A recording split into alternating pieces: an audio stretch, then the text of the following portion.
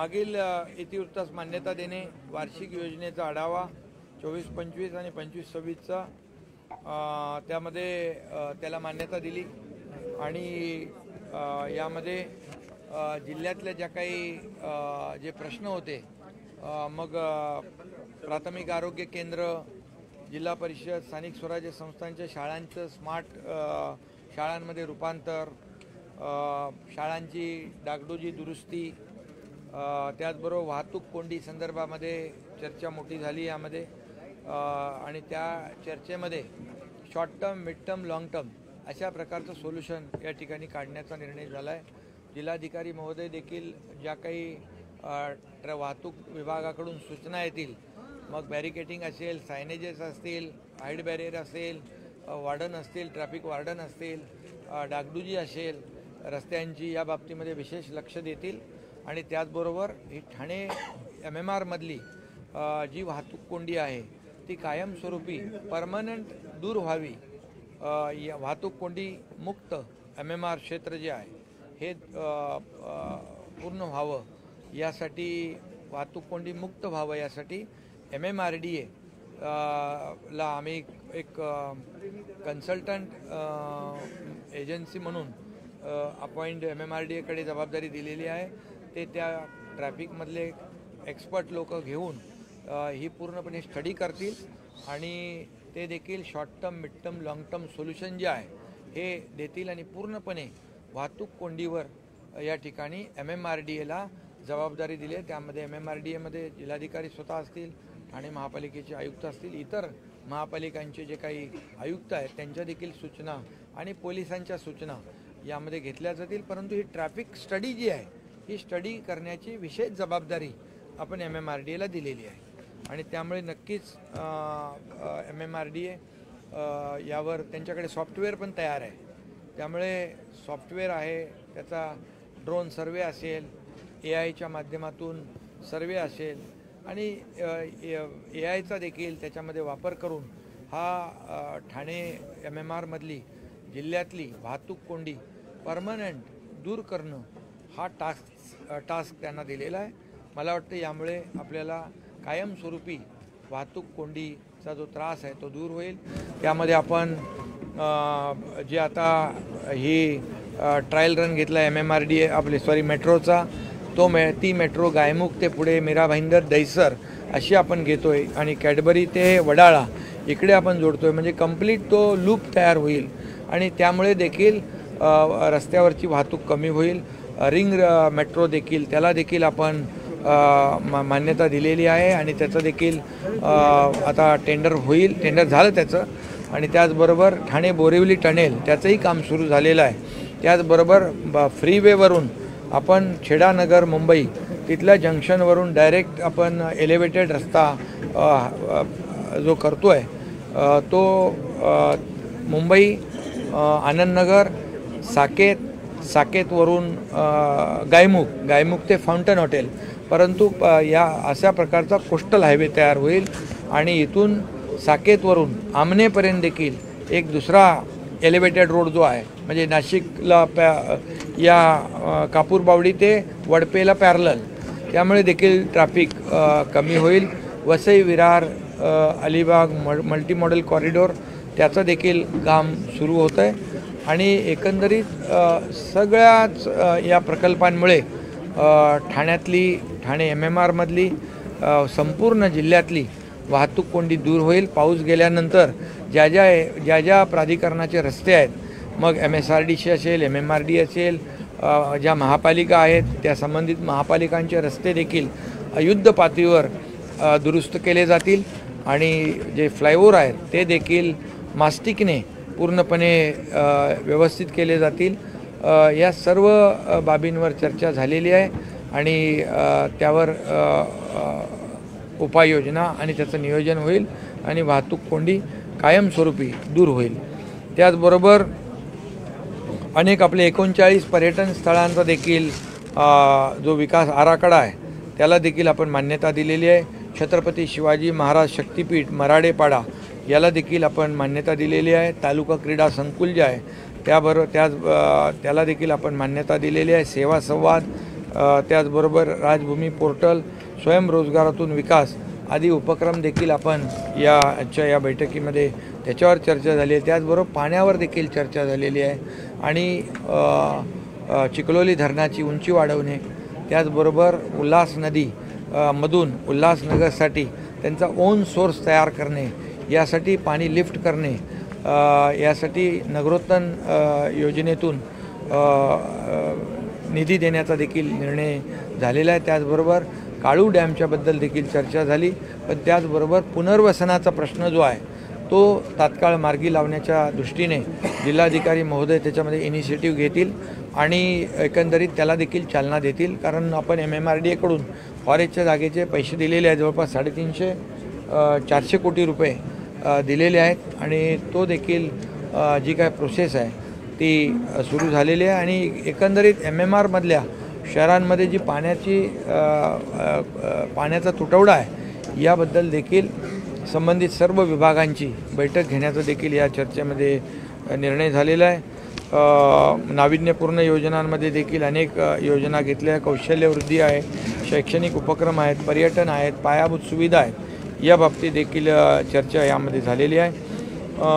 आदिवासी उपाययोजना या बाबतीत देखील आज चर्चा झाली। डोंगरी विकास निधीबाबत देखील या बैठकीमध्ये चर्चा झालेली आहे आणि एकंदरीत सर्वच बाबींवर या जिल्ह्यातले जे काही प्रश्न आहेत, त्याचबरोबर नैसर्गिक शेती त्याचं क्षेत्र वाढवणं, आपल्या काही सदस्यांनी सूचना दिलेल्या आहेत। काही जी पिकं आहेत, जी पिकांमुळे जास्ती त्यांना शेतकऱ्यांना फायदा होईल अशा प्रकारची पिकं घेणं आणि नैसर्गिक शेती ची व्याप्ती वाढवणं। गेल्या वर्षी 7000 हेक्टरवर नैसर्गिक शेती होती, यावर्षी आपण आणखी त्याचं क्षेत्र वाढवतो आहे, जेणेकरून त्याचा फायदा शेतकऱ्यांना होईल आणि पारंपरिक शेतीबरोबर आपले जे काय प्रगत शेतकरी आहेत त्यांना देखील आधुनिक पद्धतीने ज्या माध्यमातून पिकं जी आहेत उत्पादक क्षमता वाढवण्यासाठी जे काही करता येईल त्याच्या बाबतीत देखील चर्चा झाली। एकंदरीत सर्व बाबींचा विचार करून या सर्वकष चर्चा आजच्या बैठकीत झाली। त्याचबरोबर जी महाराष्ट्रामध्ये मराठवाडा, विदर्भ, उत्तर महाराष्ट्र, त्याचबरोबर अनेक ठिकाणी जिकडे पूर परिस्थिती निर्माण झाली त्या बाबतीत देखील चर्चा झालेली आहे आणि शासन शेतकऱ्यांच्या पाठीशी उभं राहील। आपण जिल्हाधिकारी म्हणून आपण कुठले देतील पूर परिस्थिती जी निर्माण झालेली आहे, संकट मोठं आहे आणि अशा संकटामध्ये शेतकऱ्यांच्या मागं उभं राहणं गरजेचं आहे। शेतीचं नुकसान झालेलं आहे, जमीन खरडून गेलेली आहे, घरांचं नुकसान झालेलं आहे, गाई गुरं पशुधनाचं नुकसान झालेलं आहे, काही ठिकाणी जीवितहानी झालेली आहे। या सर्व बाबी लक्षात घेऊन मुख्यमंत्री स्वतः देखील लातूर, सोलापूरमध्ये गेले, मी देखील धाराशिवमध्ये, अजित पवार देखील बीडमध्ये, सगळे मंत्री ज्या ठिकाणी अतिवृष्टी झाली त्या ठिकाणी पूर परिस्थिती निर्माण झाली त्या ठिकाणी गेलेले। आम्ही तर प्रताप सरनाईक आम्ही धाराशिवमध्ये होतो आणि या सर्व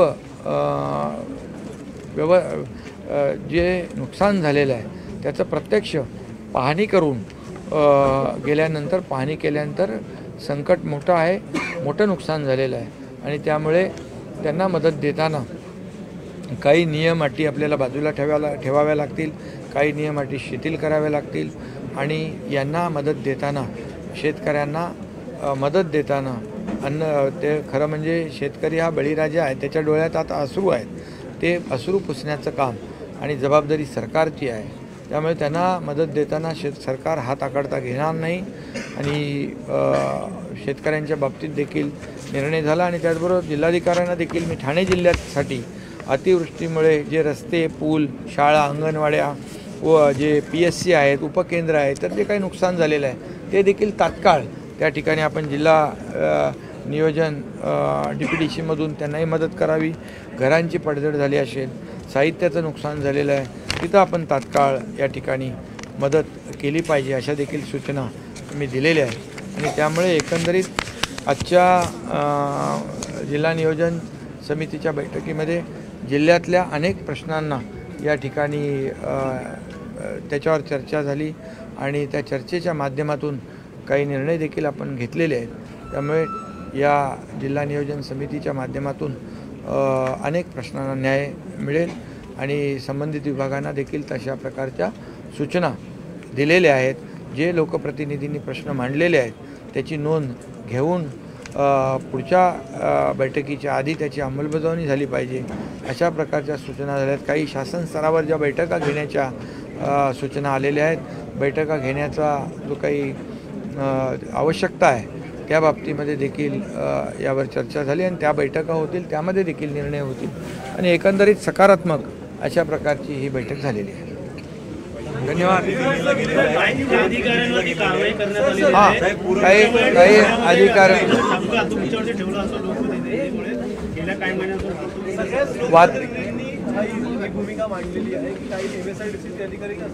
त्यांच्यावर कारवाई केली. एका अधिकाऱ्याला सस्पेंड केलेलं आहे. पुन्हा अनेक दुसऱ्या अधिकाऱ्यांना सस्पेंड करण्याची वेळ येऊ नये अशा प्रकारची ताकीद दिलेली आहे. त्यामुळे जे कामामध्ये कुचराई करतील, दिरंगाई करतील त्यांच्यावर कारवाई होईल. जे अधिकारी चांगलं काम करतील त्यांचा सन्मान देखील होईल. धन्यवाद.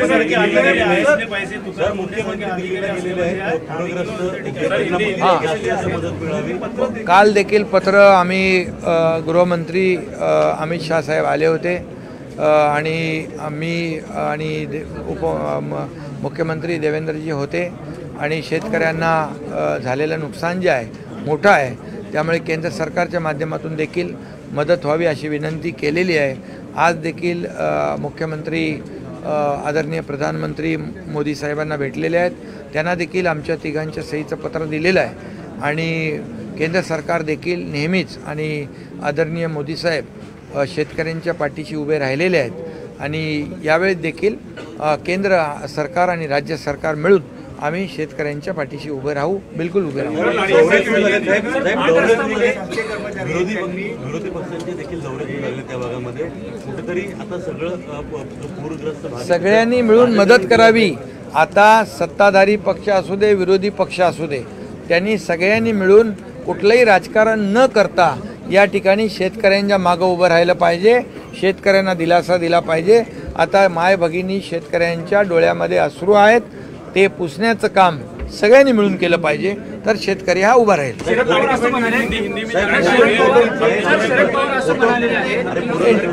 जिल्हा फोटो लावून धान्य वाटप केलं तर एक प्रकारे मार्केटिंग केलं जास्त किंवा आरोप आहे. त्या बाबतीमध्ये काल चर्चा झाली ना. अरे बाबा, पूर्वी त्यांचे फोटो लावून कार्यकर्ते आहेत, कार्यकर्ते वाटप करत असतात आणि पूर्वी देखील त्यांचे फोटो लावून वाटप झालेलं आहे ना.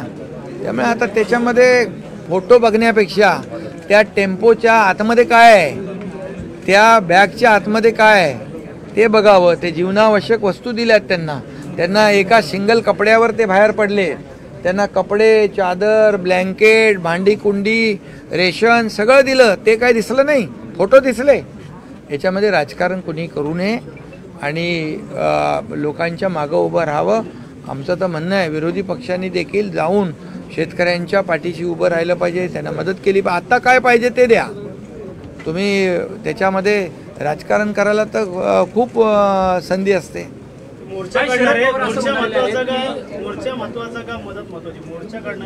अरे बाबा, त्यांना शेतकऱ्यांना मदत महत्त्वाची आहे. शेतकऱ्यांच्या प्रतिक्रिया आपण पाहिल्या तर शेतकऱ्यांना मदतीची आवश्यकता आहे. म्हणूनच सगळ्यांनी मिळून या ठिकाणी शेतकऱ्यांच्या मागं उभं राहण्याची परिस्थिती आहे आणि म्हणून माझं सगळ्यांना आवाहन आणि विनंती आहे की आता राजकारणाची वेळ नाही. आम्ही स्वतः पाहिलं जाऊन, त्यांच्या घरामध्ये पूर्ण पडझड झालेली, घरामधला चिखल पाहिला. आता त्यांना आपण दिलासा देण्याची आवश्यकता आहे आणि म्हणून आता कोणी राजकारण करता कामा नये. आता फक्त आणि फक्त शेतकऱ्यांना मदत करणे.